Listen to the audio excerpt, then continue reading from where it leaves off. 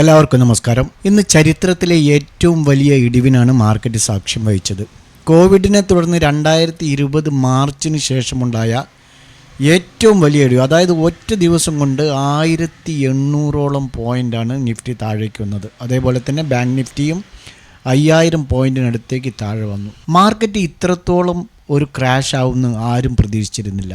Exit പോളുകളുടെ പ്രവചനത്തിന് അതീതമായാണ് ഇന്ന് ശരിക്കും വോട്ടെണ്ണൽ തുടങ്ങിയ സമയത്തൊക്കെ BJP വളരെയധികം ലീഡ് നിലനിർത്തിയെങ്കിലും തൊട്ട് പിന്നാലെ കോൺഗ്രസിൻ്റെ വരവ് ശരിക്കും മാർക്കറ്റിനെ ബാധിച്ചു എന്ന് തന്നെ പറയാവുന്നതാണ്. നോക്കൂ, 15 ദിവസമായി മുകളിലേക്ക് വന്ന മാർക്കറ്റ് ഒറ്റ ദിവസം കൊണ്ടാണ് താഴേക്ക് കൂപ്പുകുത്തിയത്.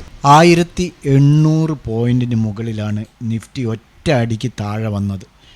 അവസാനം ക്ലോസ് ചെയ്യുമ്പോൾ 1300 സംതിങ് പോയിൻറ്റിൻ്റെ മാറ്റമാണ്.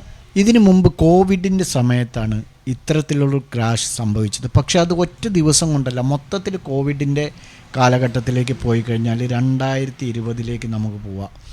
2020 പോയി കഴിഞ്ഞാൽ നോക്കൂ, ആകെ ക്രാഷ് ആയിരിക്കുന്നത് അന്ന് കോവിഡിൻ്റെ സമയത്ത് 4700 സംതിങ് ആണ്, 4000 മുകളിൽ. എന്നാൽ ഇന്ന് ഒരൊറ്റ ദിവസത്തിനാണ് 1800ഓളം പോയിൻ്റ് താഴ്ന്നു പോയത്. അപ്പോൾ ഇനി ഇവിടുന്ന് അങ്ങോട്ട് മാർക്കറ്റ് കരകയറുന്നത് കുറേശ്ശെയായിരിക്കും. ഈ ഒറ്റടിക്ക് വന്നതുകൊണ്ട് ഇനി അതുപോലെ തന്നെ മുകളിലേക്ക് പോയിക്കൊള്ളുന്നില്ല. ഇവിടെ നിന്നും നാളെ മുതൽ താഴേക്ക് വരാൻ തന്നെയാണ് സാധ്യത.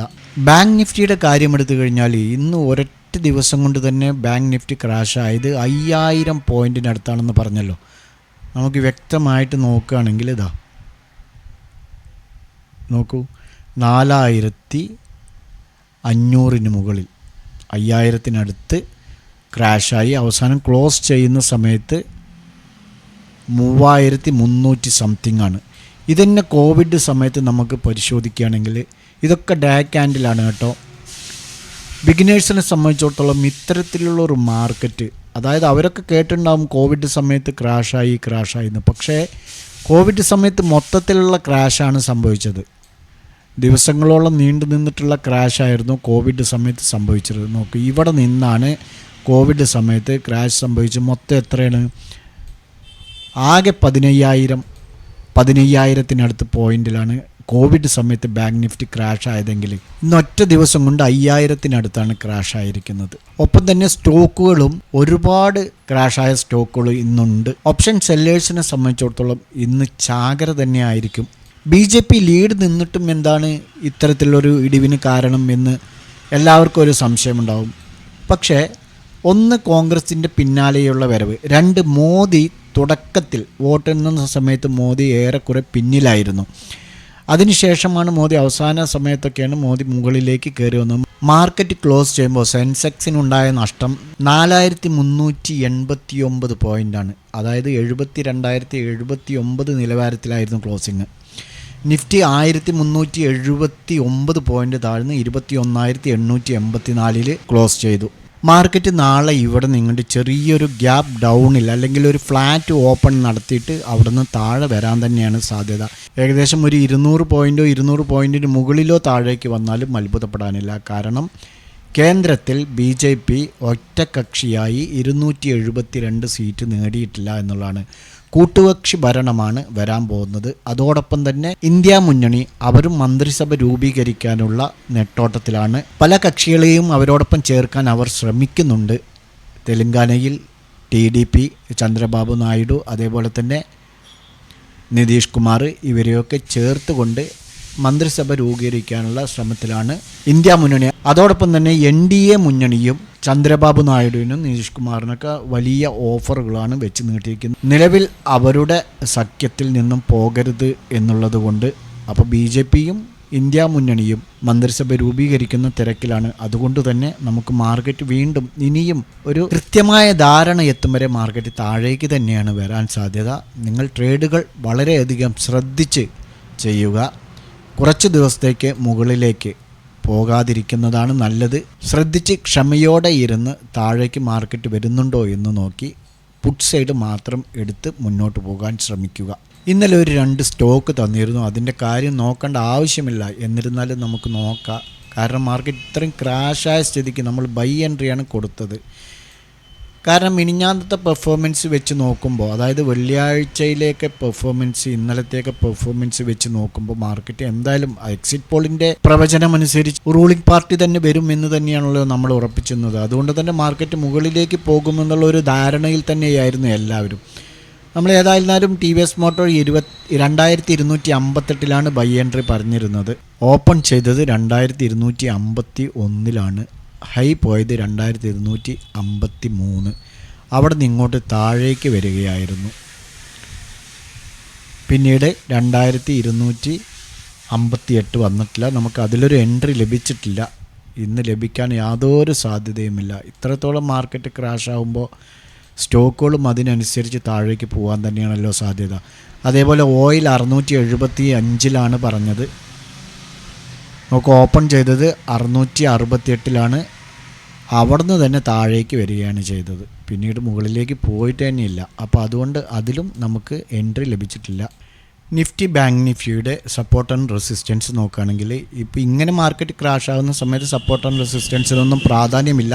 എന്നിരുന്നാലും ആ ഭാഗത്ത് എത്തിക്കഴിഞ്ഞാൽ ചെറിയൊരു കൺസോൾട്ടേഷൻ നടക്കും. അതുകൊണ്ടാണ് നമ്മൾ സപ്പോർട്ട് ആൻഡ് റെസിസ്റ്റൻസ് നോക്കുന്നത്. 21,996 സ്പോട്ട് റേറ്റ് നിഫ്റ്റി നിൽക്കുന്നത്. 21,746 ഫസ്റ്റ് സപ്പോർട്ട്. 21,481. അതിനും താഴെ വന്നാൽ 21,284. റെസിസ്റ്റൻസ് 22,100 ഫസ്റ്റും 22,286 സെക്കൻഡും 22,630 തേർഡുമായിരിക്കും.